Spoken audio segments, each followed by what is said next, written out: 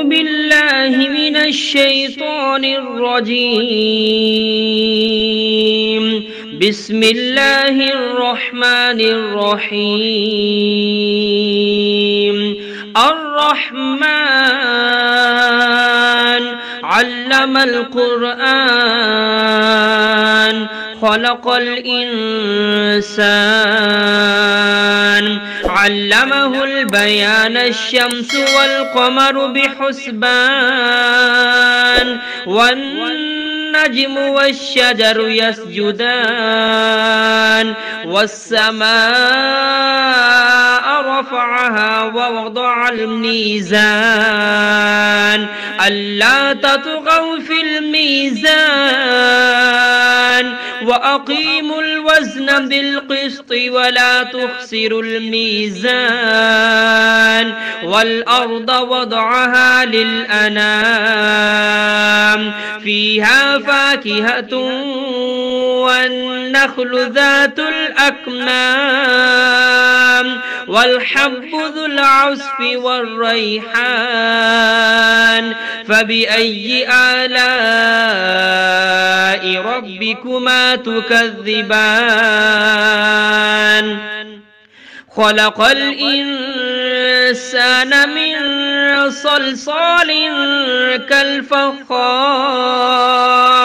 وخلق الجان من مارج من نار فبأي آلاء ربكما تكذبان رب المشرقين ورب المغربين فبأي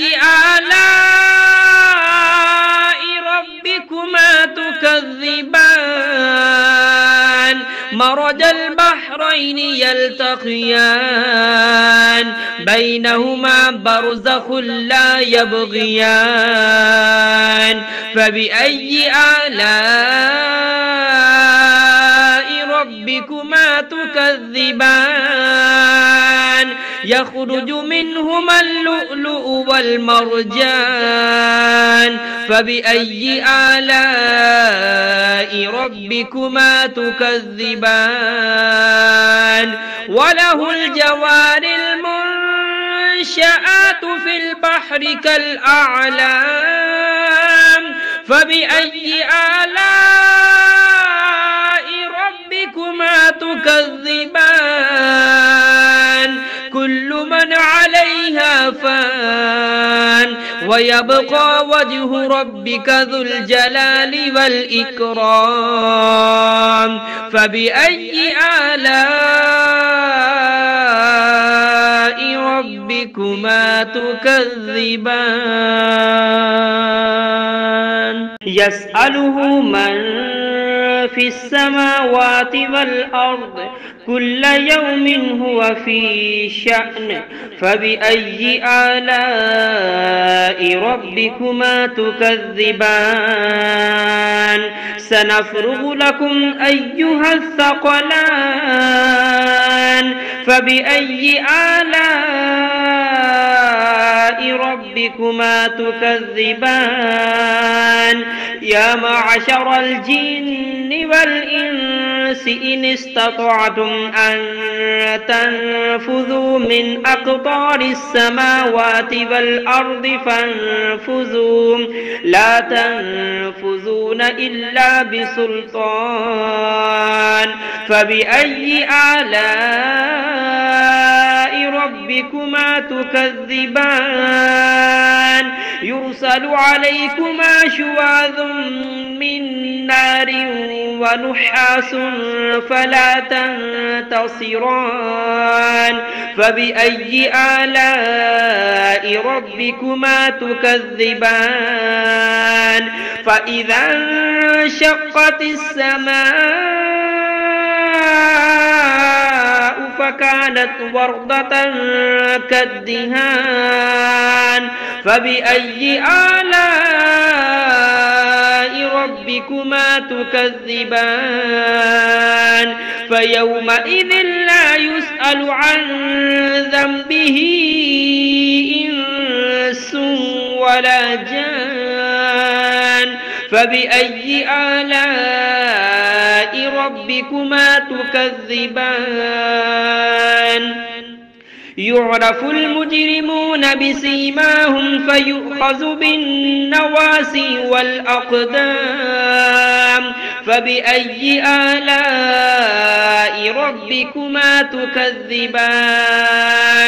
هذه جهنم التي يكذب بها المجرمون يطوفون بينها وبين حميم آن فبأي آلاء ربكما تكذبان ولمن خاف مقام ربه جنتان فبأي آلاء ربكما تكذبان ذواتا أفنان فبأي آلاء ربكما تكذبان فيهما عينان تجريان فبأي آلاء ربكما تكذبان فيهما من كل فاكهة زوجان فبأي آلاء ربكما تكذبان متكئين على فرش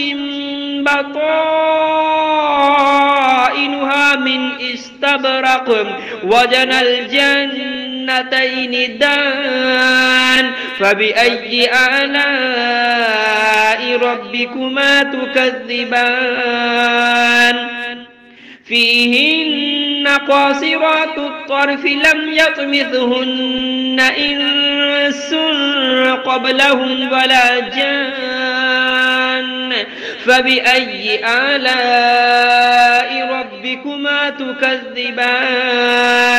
كأنهن الياقوت والمرجان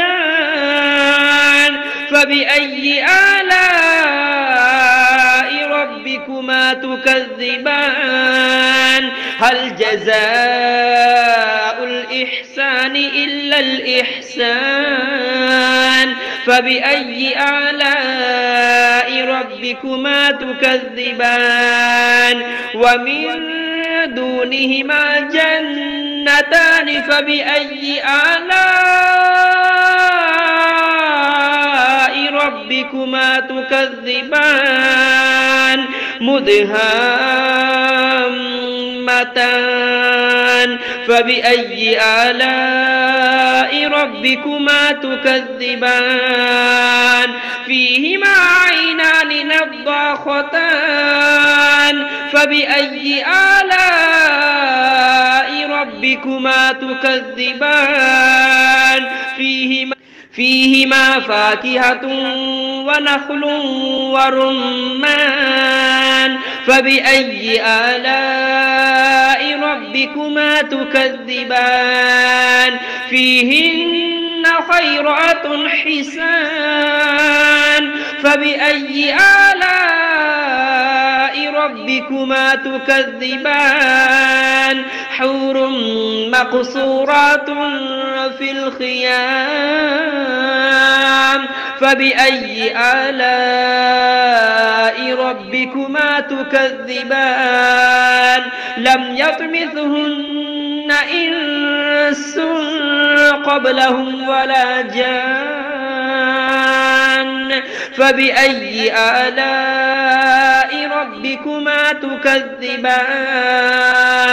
متكئين على رفرف خضر وعبقري حسان فبأي آلاء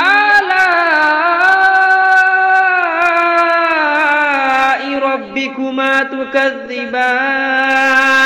تبارك اسم ربك ذي الجلال والإكرام.